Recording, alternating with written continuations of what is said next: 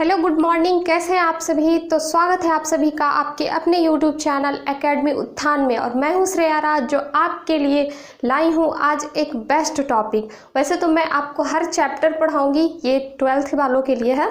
मैं आपको हर चैप्टर के साथ साथ आपको मैंने कहा था कि मैं आपको ऐसा फील कराऊंगी कि जैसे आप एक ऑफलाइन क्लास में पढ़ रहे हैं। इसीलिए मैं आपको चैप्टर के साथ साथ कुछ मिनट्स के वीडियोज़ हमेशा होमवर्क के रूप में देती रहूँगी।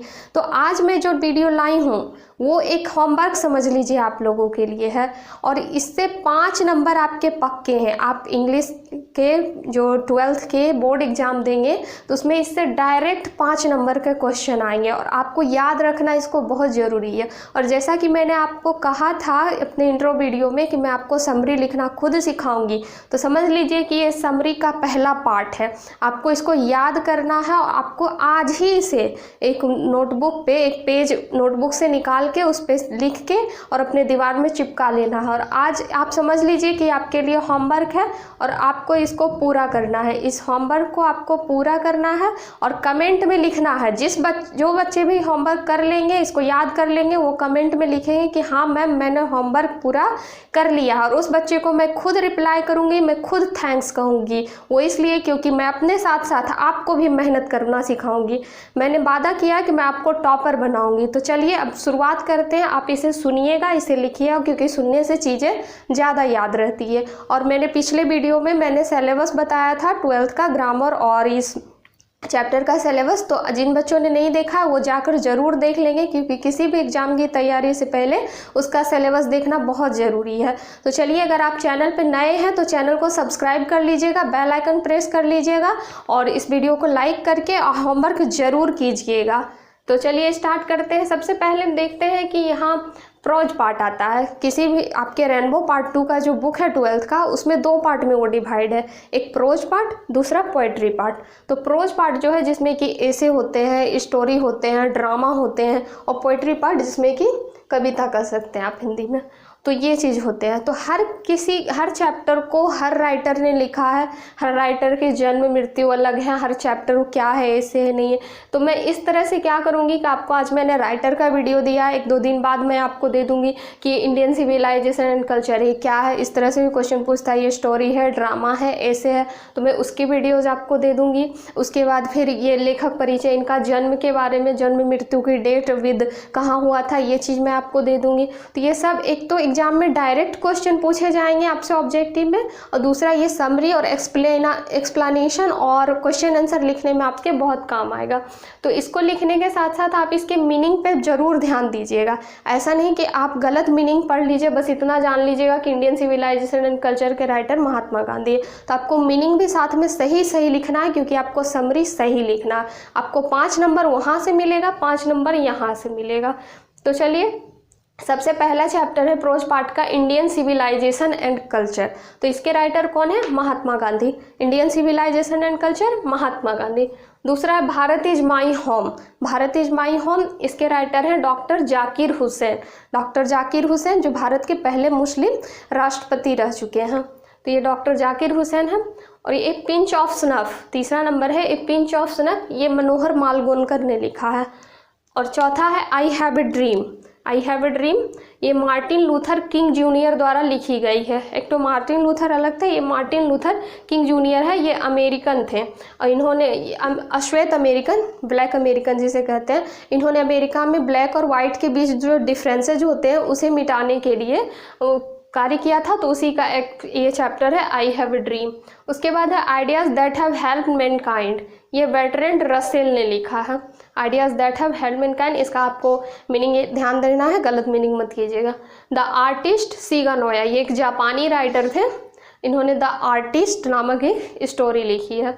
अ child is born, Germaine Greer, इसके भी आपको मीनिंग अच्छे से ध्यान रखने हैं। Child is born, Germaine Greer ने लिखा है। How free is the press, एक स्टोरी है ये, how free is the press, Dorothy L Sayers की लिखी हुई है ये, how free is the best press. उसके बाद है द अर्थ, एचिवेट्स ने लिखा है द अर्थ। उसके बाद इंडिया थ्रू ट्रेवलर्स आई, ये पर्ल एस बक द्वारा लिखा गया है।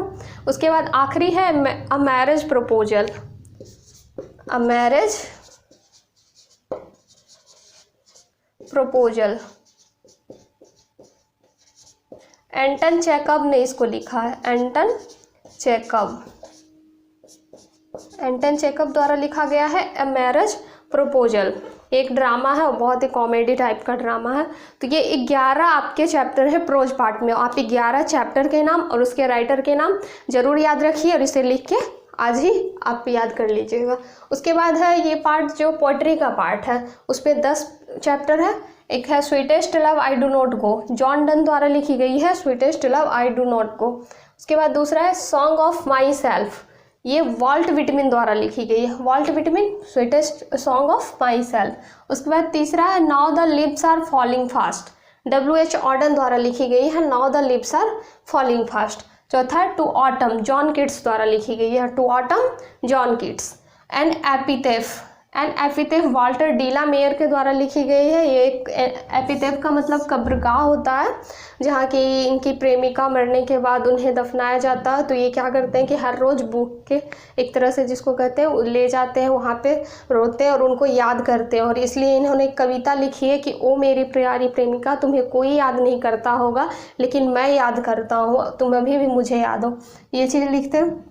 उसके बाद द सोल्जर रूपर्ट ब्रूक के द्वारा लिखी गई है जिसमें कि वर्ल्ड वार को इन्होंने डिस्क्राइब किया है, वर्ल्ड वार के बारे में बताया है कि द सोल्जर वर्ल्ड वार। उसके बाद है मेकाविटी द मिस्ट्री कैट, ये T.S. इलियट द्वारा लिखी गई है।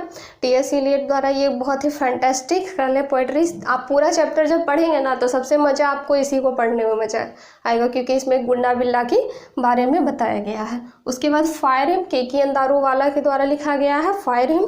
उसके बाद स्नेक D.H. लॉरेंस के द्वारा लिखा गया, ये भी बहुत अच्छा लगेगा पढ़ने। इन्होंने एक स्नेक को हिट किया था जिसके बाद इन्हें बहुत पछतावा हुआ, तो वही D.H. लॉरेंस के द्वारा स्नेक लिखा है। उसके बाद माई ग्रैंड मदर्स हाउस कमला दास के द्वारा लिखा गया है, माई ग्रैंड मदर हाउस, जिसमें कि वो अपने दादी के घर को याद करती है और खुद अब अकेले बहुत ही बुरा महसूस करती है। तो इस तरह से ये 10 एंड ये 11 21 चैप्टर है।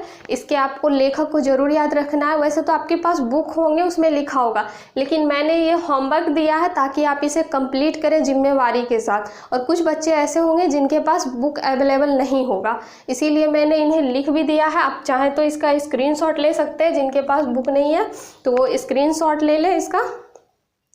उसके बाद आप इसे ज़रूर याद करें और कमेंट में ज़रूर लिखिएगा। आप देखने के 1 घंटे बाद जब होमवर्क कर ले तब आप कमेंट कीजिएगा कि हाँ मैम मैंने इसे याद कर लिया है। तो आज समझ लीजिए कि यहाँ से आपके 5 नंबर पक्के हो गए।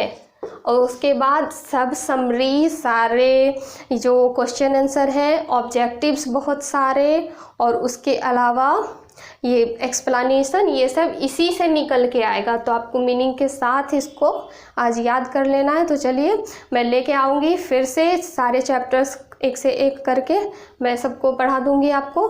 तो चलिए होमवर्क कीजिए, घर पे रहिए, सुरक्षित रहिए, तैयारी करते रहिए, अपनी तैयारी को मजबूत बनाइए। और हाँ, अभी इंडियन सिविलाइजेशन एंड कल्चर एक चैप्टर है जो फर्स्ट चैप्टर, इसे आप रीडिंग कर लेंगे क्योंकि मैं इसका अब एक्सप्लेनेशन लेके आऊँगी। इसके बाद जो भी वीडियो आएंगे वो इसके एक्सप्लेनेशन रहेंगे, तो आप उसे ज़रूर घर पे एक बार रीडिंग कर लीजिएगा। बाकी मैं समझा दूँगी, बता दूँगी, पढ़ा दूँगी। तो चलिए घर पे रहिए, सुरक्षित रहिए, अपनी तैयारी को मजबूत कीजिए। जय हिंद, मिलती हूँ फिर।